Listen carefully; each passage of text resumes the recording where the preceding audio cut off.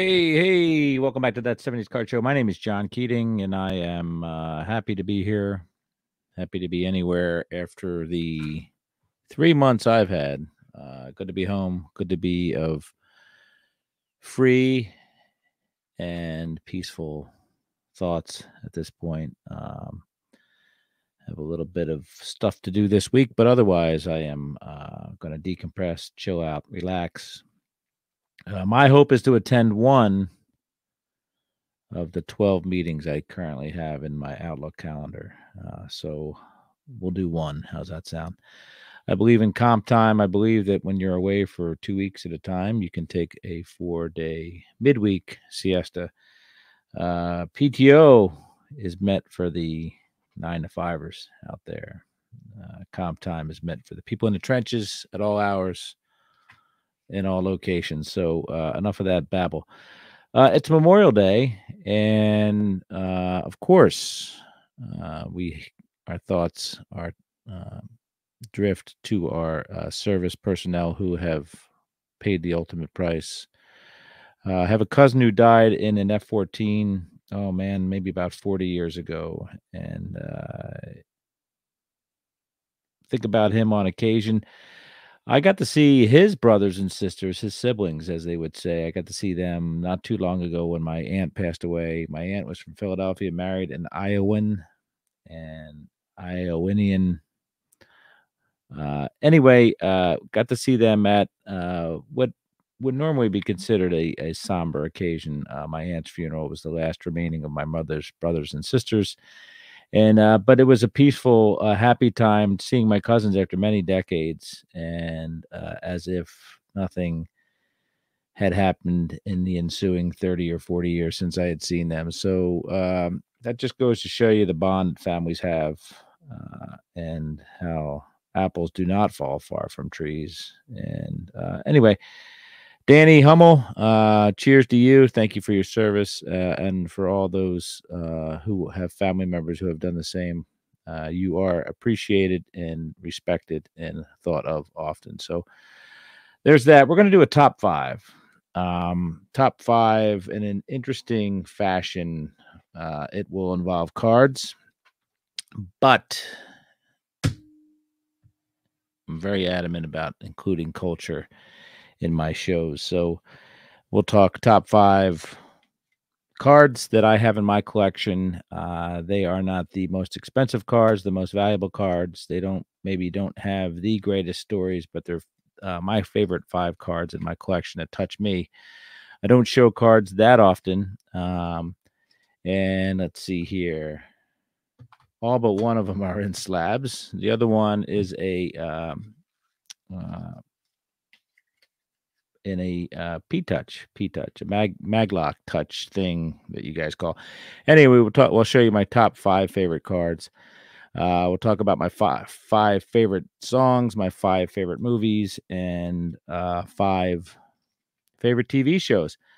I will try to explain what they mean to me. Some will take not so long. Some might take a little bit of that long-windedness that I am possibly known for. But anyway, some of them aren't in any particular order, but I can tell you that there will be some that stand out above all others. Now, what's interesting about this, my top 5 TV shows are from the last 20 plus years, maybe from this century. My top 5 movies are probably the same. 4 out of 5 are from the 80s that I've completely taken with me throughout my life, and they mean as much to me now as they did back then.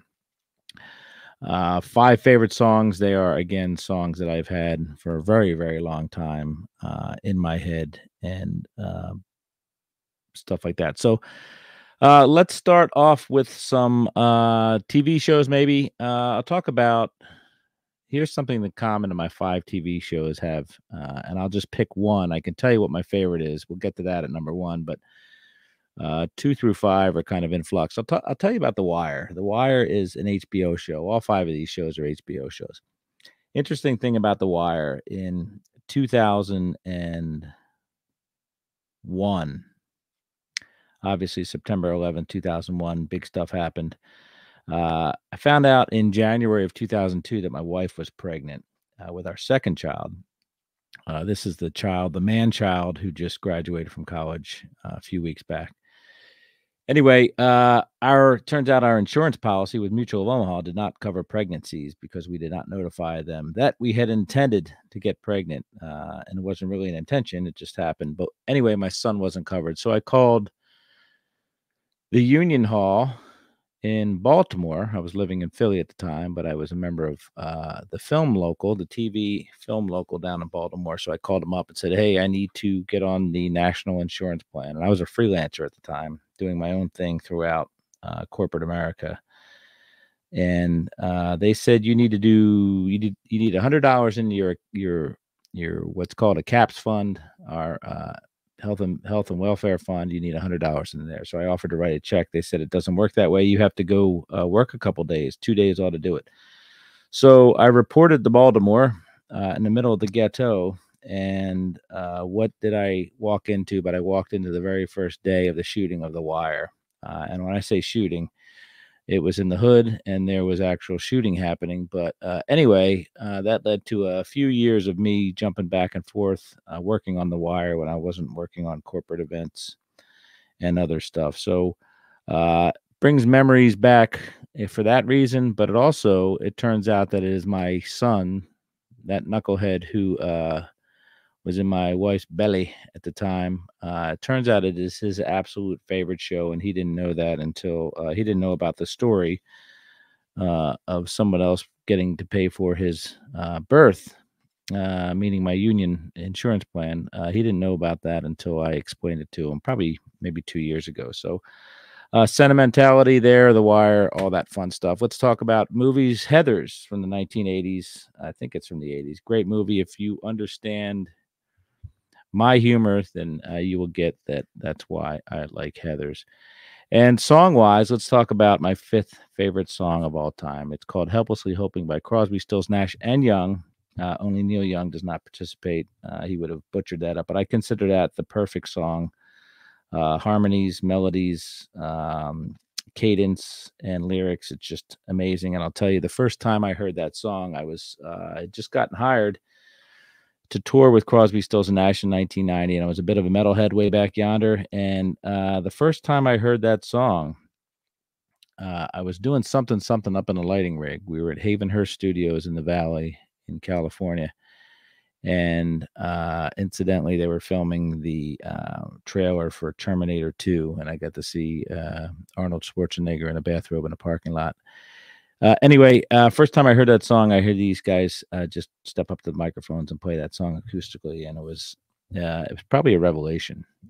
Just an amazing song. So that's that. Talk about card number 5. You want to see card number 5? You say? Let's get you into card number 5 here. Okay. Bam. So what is this? You wonder. Well, this is a Topps fan favorite. It's an officially released card, has the little Hoochie Macoochie on there. I guess 2003, is it? And this is Dr. James Beckett. And he is in a Roberto Clemente costume, as my wife would say. We call them uniforms. But anyway, Topps fan favorite from the year. Now, why did I pick this card, you wonder? Now, I will tell you that as I've said before, I collected in a vacuum and by myself, and not part of a clutch or a group of kids back then. So when this man's book came out, it completely opened my eyes to a new world and a new way of collecting vintage cards and looking backwards, because up to that point, for people like me, they weren't really categorized or easily seen. There was not a monthly thing or whatever. His book in 1979 changed the game for me, and really set me off on the path that I'm at now. My love of vintage, my love of sporting history, and all that stuff. So anyway, that 79 book, I was not sure. I got Beckett monthlies occasionally, but the book had more of an impact on me than anything. And for those who were there, maybe I'm overstating it, but it really did change the hobby forever. This card here, the first time I met Dr. Jim, I went down to Dallas for one of his dinners and bought this card online, and I was gonna be all proud of myself. I don't get many autographs, but I whipped it out as soon as I met him, and I said, "Hey, here you go." And he whipped out this card, this very card that he had already signed. So this means more to me than the card I bought and would have gotten signed, because Dr. Jim was, of course, way ahead of the game and already had this set up for me. So anyway, that's that. Love this card, and this man still teaches me. Taught me back in the day about collecting from afar, and I'm still learning from him to this day. So that's much appreciated for sure. So Sopranos, maybe number 4 show for me, or 2 through 5, somewhere in there. Sopranos changed the game as well for those of us. I remember watching with my neighbors every Sunday night. We would get together in my house and watch The Sopranos, and of course, don't need to say anything further about that. Along the same line, Scarface was a movie that came out when I was in school. I want to say, I don't know, sophomore, freshman year. And man, I watched this movie religiously, and it's a bit of perhaps it's considered a farce these days, but man, I was captivated by that movie like no other for a very, very long time. So that's that. And song-wise, Powderfinger, the Weld version, the Neil Young Weld version, it's from the 1991 tour. Perhaps the album came out in 91 or 92. Powderfinger is a song that has been discussed kind of in Neil Young circles about what it is about. But that version, I happened to be there that night. And if you open up the liner notes for that album, you might find a little Easter egg in there. But that song taught me kind of some really cool things. It taught me to be at peace with your decision, shelter me from the powder and the finger, which means cover me with the thought that pulled the trigger. And that means you make a decision and you feel it's the right decision, live with that and own it, and go forth and be at peace with those decisions. Card number 4. Let's talk a little bit about this bad boy here. This, of course, is the 1953 Satchel Paige. Just fell off the stand. 1953 Topps Satchel Paige. Now, this card in particular is isn't the first one of these I own. This is the second one. And part of this coming into my collection is also a tale of redemption, I guess.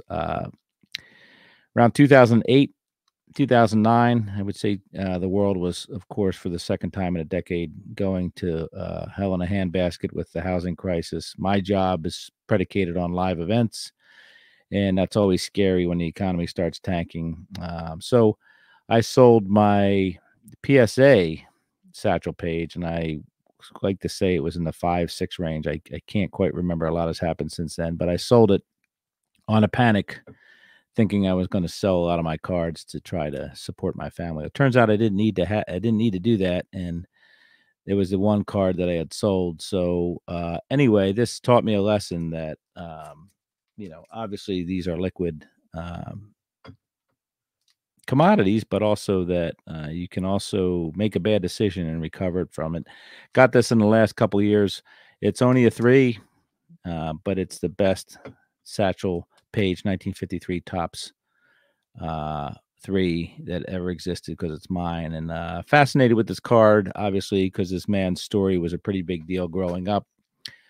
Don't look back, something might be gaining on you. The St. Louis Browns, the Negro League, so much was unknown back then, and so much information wasn't available to us like it is now. So this card was legendary in its time. It was a Topps card, his only Topps card, and really a legendary card. So when I first got this in the late 90s off of eBay, graded, I was really happy with it. And of course, sad when I saw it go, but here we are. It was my biggest hobby of regret at one point, probably still is, but it's been rectified by the purchase of this card. So this card, again, redemption, but also one of those cards where I felt like it was the first time I really had a really cool card in my collection. So love it, all that fun stuff. Down to number 3 here. Entourage is a great show. I don't need to tell anybody that. So it's a show that I thoroughly enjoyed on HBO as well. Sophomoric, you call it, yes, but it was still a great TV show. In the name and in honor of some of our folks that did serve in the military and did die in the military, The Right Stuff is one of those movies I watched in high school and could not get enough of again. Back on the VHS tapes, as with Heathers and Scarface, I will watch it over and over and over again. And I got to meet one of the astronauts once, a great adventure in New Jersey. But these were men that served in the military and that became our first astronauts, with the exception of Chuck Yeager, who was probably the best out of all of them. But Chuck Yeager was disqualified from becoming an astronaut because he didn't have a college education, but was unequivocally the best at what he did. So I always looked at that as kind of somebody up there that did get far without a college education, but also kind of a cautionary tale of the biases against people without formal educations and the discount of life, life's education, which is a pretty big deal. Chuck Yeager, spokesperson for many, many things growing up in the 80s, but obviously an incredible pilot. The movie itself, incredibly well written and acted. A lot of young actors in there would become more famous, but great movie. Great movie. Now, song-wise, there's a song, and this is one of 2 hype songs that I go by, and this is actually Powderfinger. I have 6 songs on here for some stupid reason. World Leader Pretend by REM off of the 1989 album Green. I believe it's 89. I was a big, and still am a big 80s REM fan.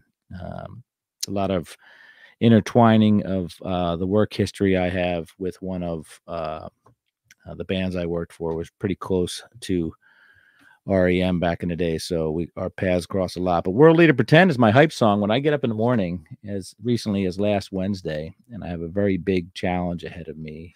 It kind of builds confidence in me. It's a self-reflection song and internal dialogue and internal awareness, knowing my weaknesses and kind of, again, being at peace with my weaknesses, knowing they're there, but also the motivation of driving me forward to be successful. Which is, like I said, hype-wise, you can't get any better. We'll talk about this card right here. This is the T205 Gold Border Christy Mathewson. This card's special to me because this is not the oldest card I have, and it wasn't the first tobacco card. I bought this probably in the last couple of years, but this is one of those it's probably the most, it's the most, how do I say this? Christy Mathewson is one of the greatest of all time, and it is a very old card, right, from the 1909s through 1911s or whatever. So to have a legendary player from a playing days situation with his card presents, that's one factor. The other factor is the way that face has looked and stared at me for decades. The gold border, all that stuff, the haircut, the hat, the uniform, and it's Christy friggin' Mathewson, for crying out loud. But it's a sovereign back, but it's just a beautiful, beautiful card. No doubt, right? Baseball card, Hall of Fame, all that fun stuff. So anyway, made me feel like, wow, I got one of the GOATs in his prime, Christy Mathewson, a man who didn't die in battle or while serving, but certainly while he was serving in World War I, was injured enough to contribute to his eventual early death from tuberculosis. Rumor has it was mustard gas. A lot of baseball players came out of World War I a little shooken up. Christie was one of them. Obviously, Grover Cleveland Alexander was another. So anyway, this is part of the legendary I don't know, just a legendary player, and having a legendary player in their playing days really appeals to me. I don't have a lot of them, but having this one is very special to me. One of 2 T205s I have. I've promised myself that I would get better at that.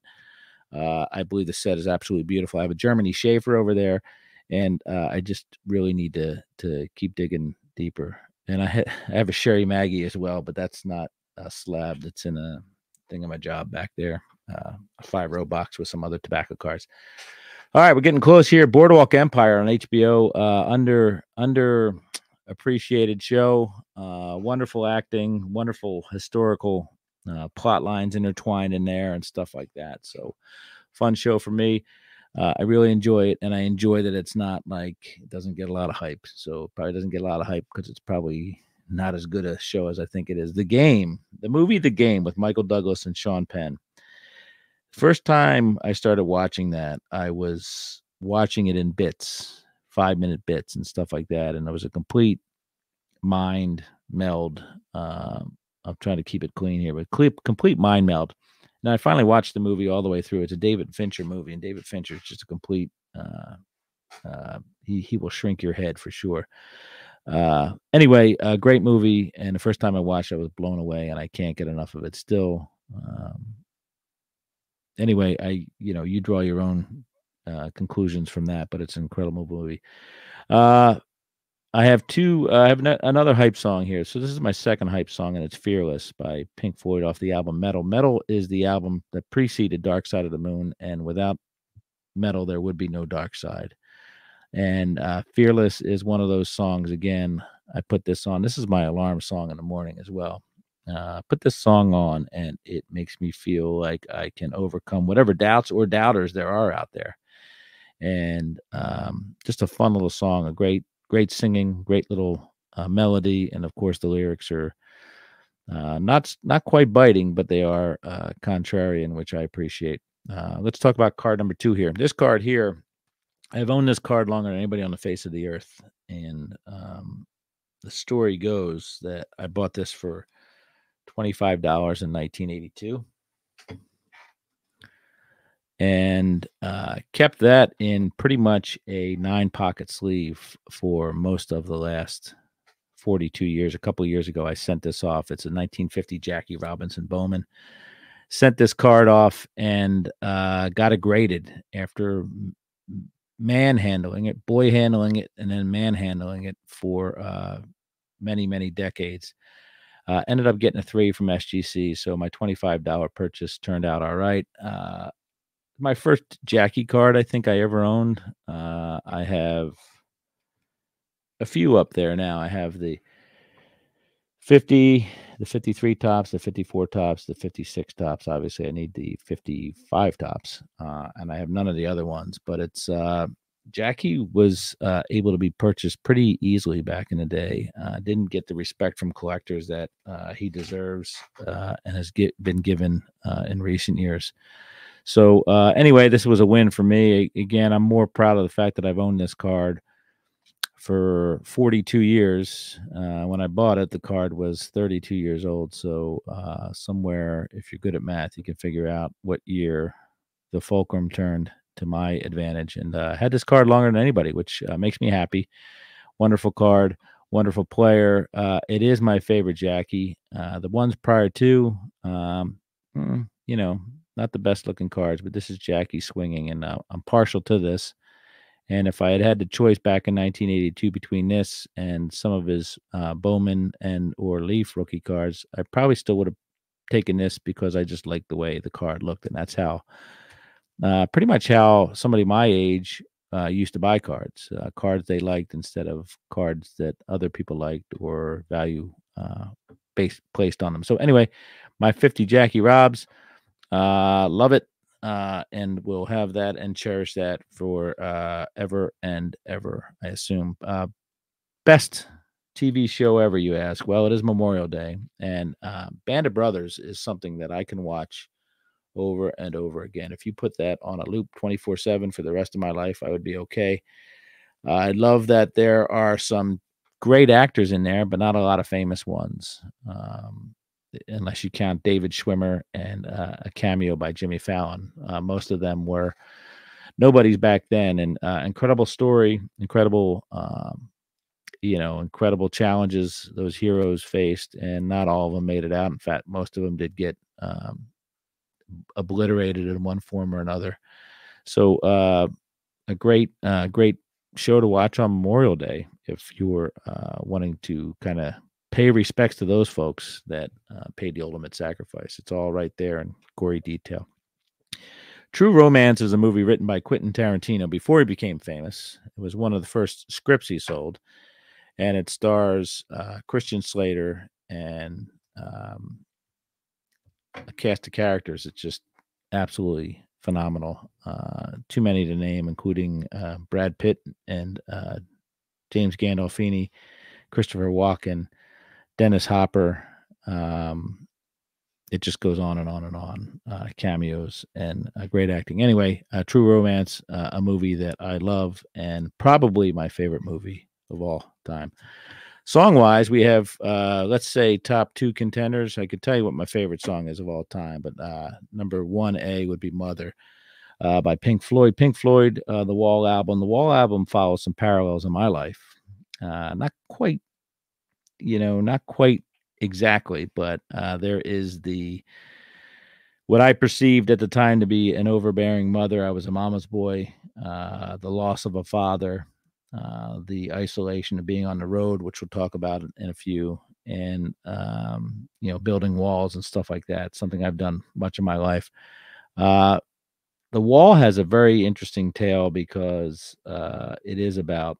There's a lot of war themes in there. Roger Waters' father died in World War II, and for the price of a beachhead was held for the price of a few ordinary lives. He sings in one song that isn't on the wall. It's called When the Tigers Broke Free. It did not make the final cut of the Wall, but it did make the final cut, which was the next album by Pink Floyd. But anyway, a lot of war themes in there, stuff like that. My mother had more to do with my collecting than my father growing up.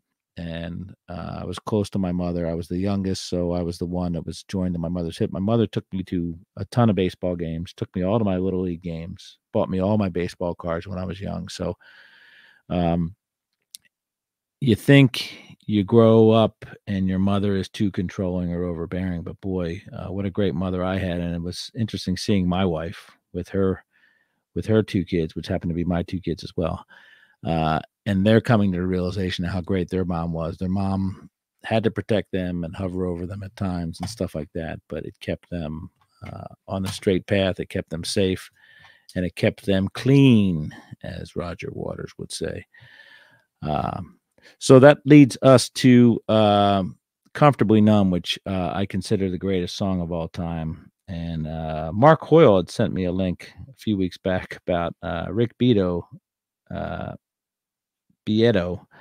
YouTube. It interviewed Warren Haynes, who has quite a bit of experience playing the guitar with great bands. And Warren Haynes described Comfortably Numb as the greatest song ever written as well. So it's good to know that I'm not alone and it's not just me. Deals with isolation, the haze of being on the road, tuning things out, just carrying on the best you can. When you're on the road, you can't have sick days. You can't call out sick. You got to do your job. And I remember a couple things in my day being late for exactly 2 load-ins, as we say. One was in Knoxville, Tennessee, and I had to be carried out of the bar the night before, and running down the hill to the load-in, being 15 minutes late. And then I was about a half an hour late. 1991, I showed up to the load-in, drive down the tunnel, delivered in handcuffs to my production manager by the California Highway Patrol. So production manager didn't have a leg to stand on. But anyway, you can't, you just have to keep going. I've been 40 feet in the air at times, wondering what tour I was in, what city I was on, and what I was doing for a living. I was so out of it. So whether that's the fog of the road or the stuff you put in your system, really is being comfortably numb, just taking what the situation has given you and just tuning everything out and just carrying on. I kind of deal with that right now. I tell my wife when I got home, I said, I appreciate you letting me go into my submarine, high stress situations I'm in at work. And I know I'm loved and I will be welcomed home, but I don't need to do anything for that love. It's not a quid pro quo that she lets me go out there, do my thing, and unencumbered by whatever's happening at home for the most part, unless the internet goes out and I have to fix that from afar. But anyway, that's that. Comfortably Numb, incredible song, great song, great melody, two songs in one, really. One of the greatest guitar solos ever as well. But that is my it's nobody's hype song, but it is a song I will put on and play, and it makes me feel better, which sounds weird because it's a pretty depressing song according to my wife. So number one card, no doubt about this. This is my 1960 Carl Yastrzemski rookie card, SGC3. This is my 60 Yaz 1. I have my 60 Yaz 2 somewhere over there. That's an 8. This is the 3. This is the one my father got me. My father left way too soon this planet, but he taught me way more than many fathers teach their sons in half centuries or beyond. So thankful to have this card to always remind me of my father and the gifts that he imparted on me that I did not know would help me so much in life later on. So this card right here is probably the fourth most important thing in my life behind my wife, my 2 kids, and maybe my dog. My dog and this Yaz are pretty neck and neck. So yeah, that's that. That's my top 5 with my little twist there. And love me my Yaz. I love all my Yazs. I love all my cards. So I've always talked about I'm a little bit of a different bird. You can't pin me down on any card. I don't think that I absolutely have to have right now. I don't have a Grail situation happening. There's no threat of that breaking out. But these are 5 cards that really mean a lot to me for different reasons. So I appreciate everybody listening to this, that, and the other thing. It's happy to be back in this seat right here with my cards. My cards are out of the dark and back in their display cases. And just brings me great joy to see these things again instead of closing my eyes and having to think about them. I have my cards right here. So anyway, cheers to all of you on this Memorial Day. Again, remember the occasion with the same passion that our dear soldiers, Marines, air personnel, and sailors served with as well. That's that. We'll see you folks down the road. I will get you out the door with song number 7. Bam.